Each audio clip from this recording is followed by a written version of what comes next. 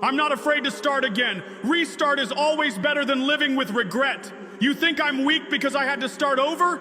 No, I'm fearless. I don't cling to broken things. I don't settle in silence. I walk away with my head held high and start from scratch because I'd rather rebuild than rot in regret. Regret kills more dreams than failure ever will.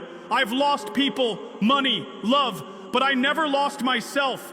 Every ending gave me a reason to evolve, to fight harder, to come back stronger. Starting again doesn't scare me. Living a fake life does. Staying in places where I'm not respected. Staying quiet when I deserve to be heard. That's not me anymore. Let them mock me for restarting. Let them doubt me. They have no idea what it takes to rise from nothing again and again. I'm not done. I'm just getting dangerous. I'm not here to impress. I'm here to conquer. So watch closely, because this comeback will be louder than every setback.